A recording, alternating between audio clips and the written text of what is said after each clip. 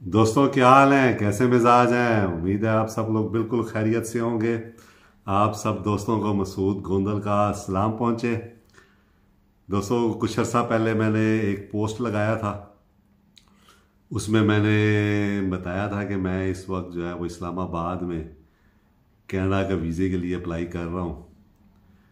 तो उसके बाद मुझे बहुत सारे दोस्तों ने कहा कि मसूद साहब, आप हमें बताएं कि आपने कैसे वीज़े के लिए अप्लाई किया और क्या इसका प्रोसीजर है। तो मैं बहुत मसरूफ़ रहा फिर एक दो माह। तो इस वजह से मैं इस पे कोई वीडियो बना नहीं सका। आज फिर एक दोस्त हैं, साहब हैं, फॉलोअर हैं, मेहरबान हैं। उन्होंने याद दहानी कराई कि मसूद साहब, वो वीडियो रहती है आपकी कनाडा के वीज़े के प्रोसेस वाली। तो मैंने कहा चले मैं आपको इसके बारे में थोड़ी सी बातें बताता हूँ और एक टिप भी दूंगा आपको कनाडा के वीज़े के बारे में। अच्छा दोस्तों, जो कनाडा का वीज़ा है वो सारा डिजिटल अप्लाई होता है, ऑनलाइन अप्लाई होता है सारा। तो मैंने जो वीज़ा अप्लाई किया तो मेरे हमारी वहाँ पे एक एक्सिबिशन थी, कॉन्फ्रेंस थी, उसके लिए मैंने वीज़ा अप्लाई किया था। तो उसके लिए जो मुझे डॉक्यूमेंट चाहिए थे वो मैं आपको उनकी डिटेल बता देता हूँ। तो उसके लिए मुझे एक तो चाहिए था जो इन एक्सिबिशन या कॉन्फ्रेंस हो रही है उसका इनविटेशन। अच्छा, उसके बाद मुझे एक चाहिए था अपनी कंपनी से लेटर कि ये शख्स जो है ये इस एक्सिबिशन में इस तारीख से इस तारीख जाएगा और इसके एक्सपेंस हम लॉजिंग के और ट्रैवल के देंगे। तीसरा, वहाँ पे मुझे होटल बुकिंग चाहिए थी जहाँ पे मैंने जाके रहना था। तो चौथा, मुझे अपनी जो है ना फ्लाइट डिटेल्स चाहिए थी, टिकट नहीं यानी बुकिंग डिटेल चाहिए थी भी किस तारीख को मैंने जाना है और किस तारीख को मैंने वहाँ से आना है। अच्छा, चूंकि ये सारे डॉक्यूमेंट्स मैंने अरेंज कर लिए पीडीएफ में। इसके अलावा चूंकि सारा प्रोसेस डिजिटल होता है तो आपके पासपोर्ट पीडीएफ में होना चाहिए। अच्छा, ये जितने डॉक्यूमेंट्स हैं ये पीडीएफ में होने चाहिए आपके पास। इसके अलावा कोई और डॉक्यूमेंट जो आप समझते हैं कि आपको हेल्प कर सकता है वीज़ा लेने में, वो पीडीएफ में आपके पास होना चाहिए। तो ये जब सारे डॉक्यूमेंट्स आपके पास होते हैं, उसके बाद आपके पास अगर कभी माजी में आपने यूएस का ट्रैवल किया हुआ है तो उस वीज़ा का भी आपके पास पीडीएफ में होना चाहिए। क्योंकि वहाँ एक क्वेश्चन आता है जब आप ऑनलाइन फिल कर रहे होते हैं कि कभी आप यूएस गए हैं, वीज़ा मिला है, तो अगर आप हाँ कहते हैं तो उसको स्कैन करें, वो आपको काफ़ी हेल्प करता है वीज़ा कनाडा का मिलने में। इसके अलावा आपके पास आपकी तमाम डिटेल होनी चाहिए कि कहाँ आपका नाम, वालिद का नाम, वालदा का नाम, वालिद की डेट बर्थ, वालदा की डेट बर्थ, आपका एजुकेशनल तमाम आपके पास सन होने चाहिए कि किस सन से किस सन में आपने कौन सी तालीम ली। फिर आपने ट्रैवल किए पिछले 5 साल में या 10 साल में, उनकी डिटेल आपके पास होनी चाहिए भी किस तारीख से किस तारीख तक आपने किस मुल्क का ट्रैवल किया। और इस तरह की सारी जो है ना मालूमात, आपके कितने बहन भाई हैं, आप क्या कोई इनमें से कनाडा में है या नहीं है, ये सारी मालूमात आपके पास हैंडी होनी चाहिए, लिखी हुई होनी चाहिए जब आप अप्लाई करें। अच्छा, उसके बाद एक वेबसाइट है इनकी, उसका लिंक मैं आपको वीडियो के एंड में बताऊंगा। जब वो उसमें आप ये फिल करते हैं तो चूंकि सारा डिजिटल है, उसमें एक जब आप सारी इंफॉर्मेशन दे देते हैं तो फिर एक डॉक्यूमेंट्स अपलोड का पेज आता है। उसमें फिर आपने अपने डॉक्यूमेंट्स अपलोड करने होते हैं, पासपोर्ट, इनविटेशन लेटर, इसके अलावा अमेरिकन वीज़ा या जो भी डॉक्यूमेंट्स वहाँ लिखे हुए आते हैं वो आपने अपलोड करने होते हैं। अपलोड करने के बाद ये आपको फिर पेमेंट पे लेके जाता है। तो मेरे ख्याल में 185 या $200 को, इस तरह मुझे एग्जैक्ट फिगर याद नहीं है, मेरे ख्याल में 185 कैनेडियन डॉलर मैंने पे किए थे। तो वो ऑनलाइन आप पे करते हैं। तो वो मैंने अपने क्रेडिट कार्ड से ऑनलाइन पेमेंट की। जब मैंने ऑनलाइन पेमेंट कर दी तो मुझे ईमेल के ज़रिए मैसेज आ गया कि आपकी एप्लीकेशन सबमिट हो गई है और अब हम जो है वो उसको प्रोसेस करेंगे, और अगर हमें कोई मज़ीद मालूमात आपसे कभी चाहिए हुई तो हम आपसे रब्ता करेंगे। तो ये मैंने अप्लाई किया कहीं मार्च में या अप्रैल के शुरू में मैंने कहीं अप्लाई किया। तो 1 माह के बाद मुझे मैसेज आया कि आपकी एप्लीकेशन के ऊपर अपडेट है, तो लॉगिन करें और जाके चेक करें। तो मैंने लॉगिन किया और जाके मैंने चेक किया तो वहाँ ये था कि आपने अब हमें आपके फिंगरप्रिंट्स जो हैं ये चाहिए। तो आप किसी भी नज़दीकी VFS ग्लोबल के ऑफिस जाके अपने फिंगरप्रिंट दे सकते हैं। तो वो एक अटैचमेंट थी, वहाँ से वो मैंने डाउनलोड की, जो ये प्रूफ था कि मुझे कैनेडियन इमिग्रेशन फिंगरप्रिंट्स के लिए कहा है और अब मैंने ये फिंगरप्रिंट्स देने हैं। इसके बाद मैंने पाकिस्तान जा रहा था उन दिनों, ईद थी, क्या कहते हैं ये जो ईद उल फितर गालिबन, वहाँ मैं जा रहा था। तो मैंने फिर VFS ग्लोबल पाकिस्तान में अपॉइंटमेंट बुक कर ली और वो लेटर लेके अपना पासपोर्ट लेके मैं चला गया अपनी अपॉइंटमेंट पे VFS ग्लोबल इस्लामाबाद में। तो उन्होंने मेरी बारी पे मेरे फिंगरप्रिंट ले लिए और मेरी पिक्चर ले ली और मुझे ये भी कहा कि अपनी फिंगर्स दिखाएं भाई, कोई मैंने टेम्पर तो नहीं की हुई, कोई चीज़ तो नहीं चलाई, वो भी देखी उन्होंने सारी। तो उन्होंने मेरे फिंगरप्रिंट ले ली और मेरी पिक्चर ले ली और मुझे कहा कि अब आप जा सकते हैं। मैं चला आया। तो उसके 1 माह के बाद, अच्छा वो 30 दिन देते हैं, आपने 30 दिन के अंदर अपनी फिंगरप्रिंट सबमिट करनी होती है दुनिया भर में किसी भी नज़दीकी VFS ग्लोबल में जाके।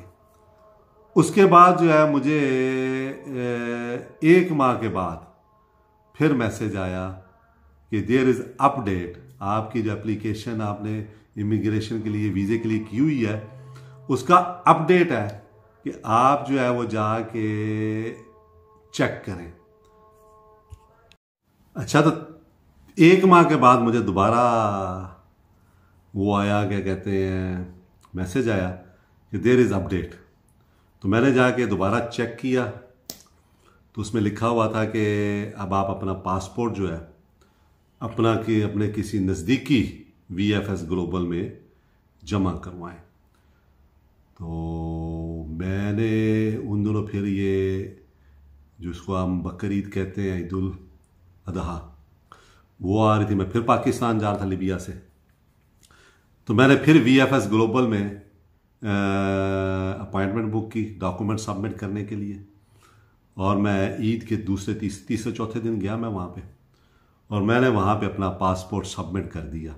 उस दिन उन्होंने मुझसे 600 रुपये फ़ीस ली, कोई प्रोसेसिंग की फ़ीस वगैरह जो होती है उसकी उन्होंने रसीद मुझे दी। तो वो मैं सबमिट करके आ गया। तो तीसरे दिन मुझे मैसेज आया कि आपका डॉक्यूमेंट रेडी है, फैसला डिसीजन हो गया और आप अपना जो है वो पासपोर्ट कलेक्ट कर सकते हैं। तो मैं मसरूफ़ था मरी वाले अपने घर में, तो मैं 3-4 दिन के बाद जो बजाय मैं हफ्ते 10 दिन बाद गया कलेक्ट करने। तो मैंने कलेक्ट किया तो वो मुझे जो है वो पासपोर्ट मिला और उसके ऊपर जो है वो कनाडा का विज़िट वीज़ा जो है वो स्टैंप हुआ था। अच्छा, अब जो मैं टिप की बात बताने वाला हूँ आपको कि जब कभी भी कनाडा का आप वीज़ा अप्लाई करें, विज़िट वीज़ा, कोशिश करें कि नए पासपोर्ट पे करें और 10 साल की वैलिडिटी हो आपके पासपोर्ट की, क्योंकि जो कनाडा वीज़ा इशू करता है वो आपकी पासपोर्ट की एक्सपायरी से 1 दिन पहले उसकी एक्सपायरी होती है। तो अगर आपका पासपोर्ट लेट्स से 9 साल के लिए वैलिडिटी है उसकी, तो वो आपको 9 साल का मल्टी एंट्री वीज़ा देते हैं। तो मेरा तकरीबन फ्रेश पासपोर्ट था और मुझे 10 साल का मल्टी एंट्री वीज़ा जो है वो उस पर स्टैंप होकर मिला। तो ये टिप मैं आपको देना चाह रहा था कि जब भी कभी आप कनाडा का वीज़ा अप्लाई करें तो कोशिश करें कि पाकिस्तान में अपना पासपोर्ट नया बनवाएं और उसकी 10 साल की जो है वैलिडिटी हो, ताकि अगर आपका वीज़ा अप्रूव होता है तो उसके बाद जो है वो आपको कम से कम 10 साल के लिए मल्टी एंट्री विजिट वीज़ा जो है वो मिल जाए।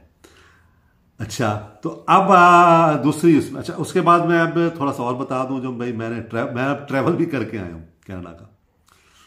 तो मैंने ट्रैवल किया पोलिश एयर के ऊपर, पोलैंड एयरलाइन के ऊपर। तो उन्होंने मुझे एक ईमेल भेजी कि ये फिल कर लें आप जाने से पहले, वरना ये आपको वहाँ फिल करना पड़ेगा। तो मैंने पहले ही वो वेबसाइट पे फिल कर दी। कुछ चीज़ें थी कि आप बीज तो नहीं लेके आ रहे, आप कुछ इस तरह की चीज़ें तो नहीं लेके आ रहे, और क्या इस तरह यानी कुछ मालूमात थी, वो मैंने सारी प्रोवाइड कर दी। तो जब मैं वहाँ पहुँचा टोरंटो एयरपोर्ट पे, तो टोरंटो एयरपोर्ट पे पहुँचा तो मशीनें लगी हुई हैं वहाँ पे, जगह जगह काउंटर भी हैं, लेकिन पहले मशीनें लगी हुई हैं। तो उस एक मशीन पे मैंने अपने बारी का इंतज़ार किया। जैसे मेरी बारी आई, उसने कहा भाई अपना पासपोर्ट डालें। मैंने अपना पासपोर्ट डाला उसके अंदर, तो उसने वही डिटेल ले आया, वो जो डिटेल मैंने ऑनलाइन फिल की थी एयरलाइन की ईमेल पढ़ने के बाद। तो वहाँ पे आपको चांस होता है कि आप दोबारा इसको एडिट कर दें अगर आप करना चाह रहे हैं। तो मैंने टिक टिक टिक टिक टिक करके प्रिंट किया, छोटी सी पर्ची एक जो है ना इतनी सी, वो मशीन से निकल आई। मैं लेके इमिग्रेशन काउंटर्स की तरफ चला गया। तो काउंटर्स तो साइड पे थे, काउंटर से पहले 2 इमिग्रेशन ऑफिसर खड़े होकर बंदे को देख रहे।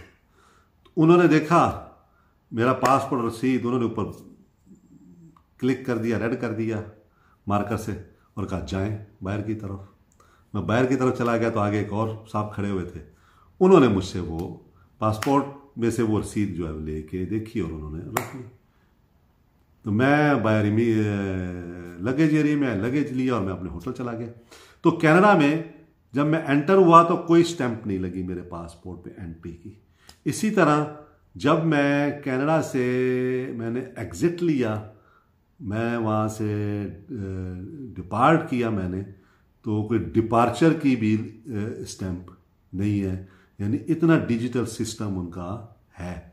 तो मुझे कैनेडियन एम्बेसी और कनाडा का वीज़ा अप्लाई करने का सिस्टम और उसको सारा चेक करने का सिस्टम बहुत अच्छा लगा। इसमें आप बहुत आपका वक्त जो है वो बचता है, आप ऑनलाइन सब कुछ कर लेते हैं, ऑनलाइन वीज़े की फ़ीस पे कर देते हैं, ऑनलाइन ही आपकी एप्लीकेशन है, ऑनलाइन ही आपको सब कुछ जो है वो बता देते हैं। तो ये मैंने इस तरीके से मैंने अपने कनाडा का वीज़ा अप्लाई किया और मुझे मिला। तो अब मैं आपके साथ वो शेयर करता हूँ। मैं लैपटॉप खोलता हूँ अपना और आपको ले चलता हूँ कि किस वेबसाइट पे आप जाके अपना अकाउंट बना सकते हैं, और वहाँ पे वीज़े की जो कैटेगरीज़ हैं वो भी आप चेक कर सकते हैं कि किस कैटेगरी के लिए आप जाना चाहते हैं और उसकी क्या क्या रिक्वायरमेंट है। उसके बाद आप अपना वो सारी रिक्वायरमेंट पूरी करें, सारे डॉक्यूमेंट पूरे करें, पीडीएफ में अपने लैपटॉप अपने कंप्यूटर में सेव करें, अकाउंट बनाएं और वो सारा फिल करके ऑनलाइन फ़ीस पे करें, और उसके बाद जो है वो आपका प्रोसेस शुरू हो जाएगा। और वो आपको गाहे बगाए 2-3 दफ़ा आपको, अगर उन्हें कोई डॉक्यूमेंट चाहिए होगा मज़ीद, वो आपको मैसेज करेंगे। अगर वो डॉक्यूमेंट नहीं चाहिए होगा तो आपको कहेंगे फिंगरप्रिंट दें। जब फिंगरप्रिंट हो जाएंगे फिर दोबारा चेक करेंगे, उसके बाद कहेंगे आए अपना पासपोर्ट जमा कराएं। तो उसके बाद पासपोर्ट जमा कराएं और उसके ऊपर डिसीजन होगा कि वीज़ा मिला है नहीं मिला है। तो मिल गया तो वीज़ा लगा हुआ होगा। तो ये टोटल प्रोसीजर है कनाडा के वीज़े का। दोस्तों ये है वेबसाइट, ये आप देख लें www.canada.ca। इस पे आप दोस्तों आ जाएं और उसके बाद इसको आप ये इंग्लिश को क्लिक करें। इंग्लिश को क्लिक करने के बाद ये आ जाती है सारी। इसमें अगर आप देखेंगे तो कई आपको नज़र आएंगे, क्या कहते हैं, कॉलम वगैरह। इसको स्क्रॉल करते हुए यहाँ पे आ जाएं, इमिग्रेशन एंड सिटीजनशिप, ये अभी लिखा हुआ है सारा। इस पे आ जाएं। इस पे आने के बाद आप देखें तो सारी आप इसको पढ़ें सारा। ये बता हुआ जो कौन से लोग जो हैं वो जा सकते हैं। उसके बाद ये आपने आ जाना यहाँ पे, ये साइन इन या मोस्ट रिक्वेस्टेड में साइन इन और create an IRCC secure account. ये आपने इसको क्लिक करना है और इसको आपने पढ़ना है डिटेल में पढ़ते पढ़ते आपने इसमें नीचे आ जाना है और उसके बाद फिर आपने ये रजिस्टर, तो ये आपने उसके बाद जो है वो अपना अकाउंट जो है वो उसमें लिखा हुआ है कि कैसे आप रजिस्टर कर सकते हैं। तो उसके बाद आपने इसको अपना अकाउंट क्रिएट करना है और रजिस्टर करना है और उसके बाद फिर आपने अपना एप्लीकेशन जो है वो आप इस पर अप्लाई कर सकते हैं ऑनलाइन और उसके बाद जो है वो आप अपनी हर चीज़ चेक कर सकते हैं इसमें। अच्छा, आप एक हेल्प भी ले सकते हैं अगर आपको कोई प्रॉब्लम हो, need help how to sign in और अप्लाई ऑनलाइन, तो ये आपने इस तरीके से जो है वो करना है। तो ये मुकम्मल डिजिटल है इनका, ये हर चीज़ जो कहना है ये डिजिटल लेता है और आप उसमें जो है वो अब ये देखें इफ़ यू नीड वीज़ा, ये सारी डिटेल्स आई हुई हैं इसमें।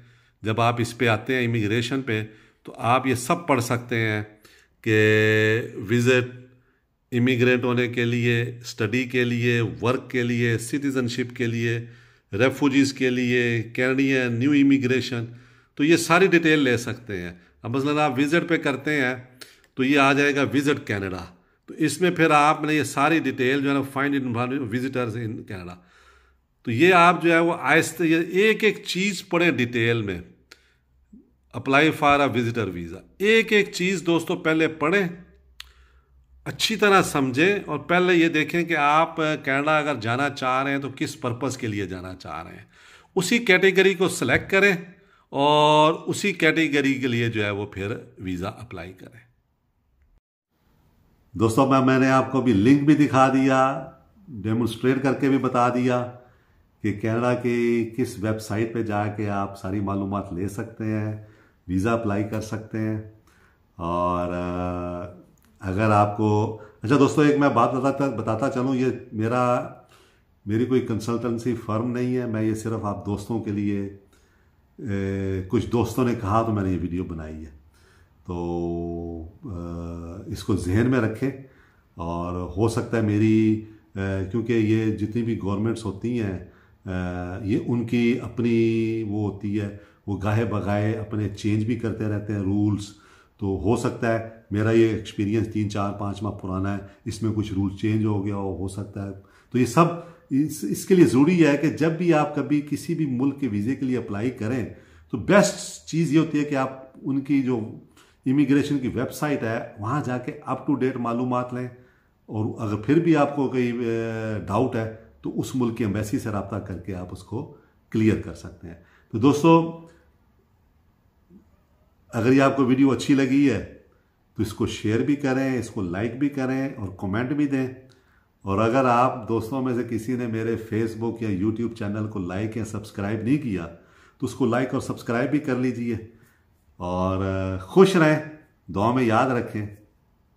बहुत शुक्रिया।